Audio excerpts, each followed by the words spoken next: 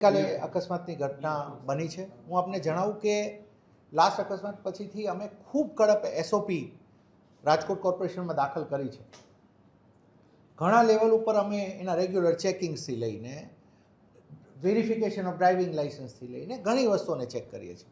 એની બાદ પણ જ્યારે આવી થોડી ઘટના બને છે તો અમારી માટે પણ દુઃખદ છે, પણ એટ ધ સેમ ટાઈમ અમે આપને જણાવીએ કે કોઈ પણ વ્યક્તિ જો આમાં બેજવાબદારી ભર્યું ડ્રાઈવરનું વર્તન છે, કંપનીનું વર્તન છે કે કોઈનું છે, we are not ready to tolerate this.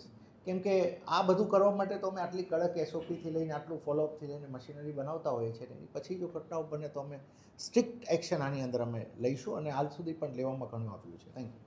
એની ઉપર હું આપને જણાવું છું કે અમે આની એક જવાબદારી નક્કી કરી અને પછી જો એજન્સી હશે તો એની સામે, ડ્રાઈવરની જો પર્ટિક્યુલર ભૂલ છે તો ડ્રાઈવર સામે it has to be seen કે ક્યાં ક્યાં કોની જવાબદારી. માની લો કે ડ્રાઈવર છે, બધી રીતે એને એજન્સીએ પોતાનું વેરિફિકેશન કર્યું, પછી ડ્રાઈવરની ભૂલ છે તો then driver will be latest. આમાં એકદમ આપણે જજમેન્ટ ઉપર એ રીતે નહીં આવી શકે. આપણે એ જોવું પડે કે કેવા છે. મેં એના સીસીટીવી ફૂટેજ મેં પોતે જોયા છે અને મને પણ લાગે છે કે મોટી ભૂલ છે.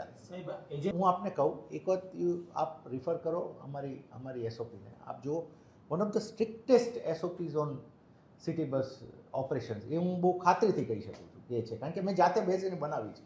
અમે એટલું સ્ટ્રિક્ટ કરીએ છીએ, પણ આ બધું કરતાના અંતે આવી ઘટના જ્યારે બને છે ત્યારે અમારી માટે પણ એ વસ્તુ છે કે આનું અમે મૂળ સુધી જઈને જોઈશું કે કયા સંજોગોમાં.